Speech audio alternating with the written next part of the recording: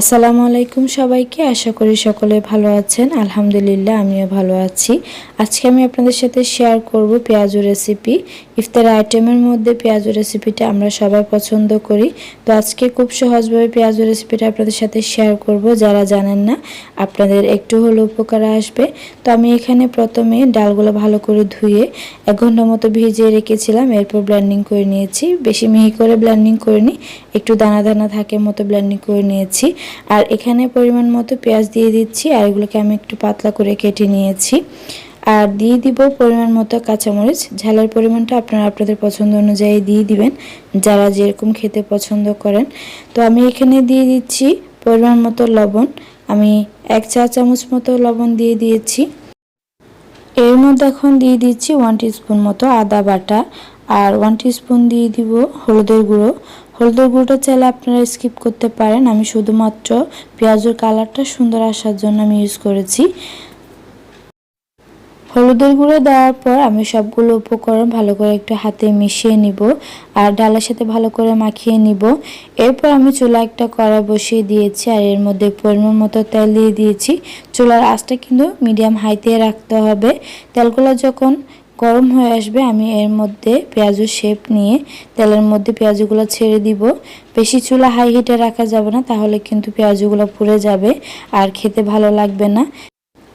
পেঁয়াজও আপনারা যে ডাল দিয়ে খেতে পছন্দ করেন সে ডাল দিয়ে খেতে পারেন, যেমন মসুরের ডাল অথবা বুটের ডাল। আমি এখানে খেসারির ডালটা নিয়ে নিয়েছি, আর আপনারা আপনার পছন্দ অনুযায়ী ডালগুলো নিয়ে নিতে পারেন। মসুরের ডাল দিয়ে আর বুটের ডাল দিয়ে কিন্তু পেঁয়াজগুলো অনেক বেশি মজা হয়। তো এখন আমার পেঁয়াজগুলো ভালো করে মাখানো হয়ে গেছে। তো এখন আমি পেঁয়াজের শেপ নিয়ে নিচ্ছি। আমি অল্প করে হাতে নিয়ে এভাবে করে হাতে গোল করে শেপ করে নিচ্ছি।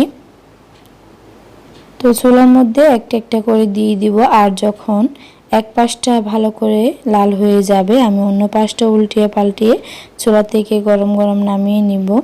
আর এখন আমি চুলাতে একটা একটা করে দিয়ে দিচ্ছি।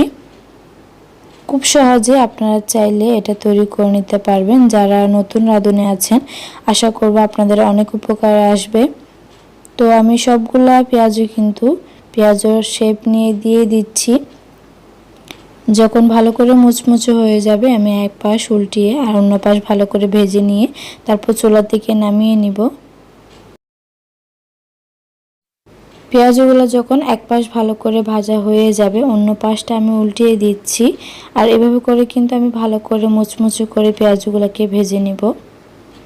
তো খুবই সুন্দর একটা কালার আসছে, খুবই জুসি একটা কালার আসছে, সেটা আপনারা দেখতে পাচ্ছেন।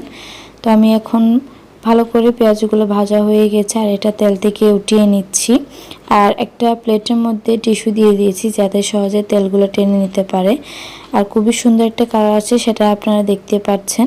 তো আশা করব যারা নতুন রাঁধুনি আছেন আপনাদের একটু হলেও উপকার আসবে, আর খুব সহজেই কিন্তু আপনারা চাইলে ইফতার এটা তৈরি করে নিতে পারবেন। তো আমি এভাবে করে আরেক প্লেট পেঁয়াজও তৈরি করে নিচ্ছি। এটা কিন্তু আগের প্লেটের চেয়ে অনেকটা ছোটো সাইজের। তো ছোটো ছোটো করে পেঁয়াজগুলো আমি তেলের মধ্যে ছেড়ে দিচ্ছি, আর এগুলো যখন ভালো করে ভাজা হয়ে যাবে তার মানে ভালো একটা কালার আসবে, জুসি একটা কালার আসবে, আমি চুলা থেকে এগুলোকে নামিয়ে নিব। তো এখন আমি পেঁয়াজের শেপ করে ছোটো ছোটো করে এগুলোকে দিয়ে দিচ্ছি, আর ভালো করে তেলের মধ্যে ভেজে নিব। এখন উল্টিয়ে পাল্টিয়ে এখন দেখতে পাচ্ছেন পেঁয়াজের কালারটা কত সুন্দর আসছে। আর এগুলো আমি এখন চুলা থেকে নামিয়ে টিস্যু পেপারের মধ্যে নিয়ে নিচ্ছি। তো আশা করব আমার আজকের ভিডিওটা আপনাদের কাছে ভালো লাগবে। যারা আমাকে সাপোর্ট করেছেন, যারা আমার চ্যানেলটি সাবস্ক্রাইব করেছেন তাদেরকে অসংখ্য ধন্যবাদ। যারা এখনও সাবস্ক্রাইব করেননি আশা রাখবো সাবস্ক্রাইব করে পাশে থাকা বেল আইকনটি বাজিয়ে দিবেন। সবাই ভালো থাকবেন। আল্লাহ হাফেজ।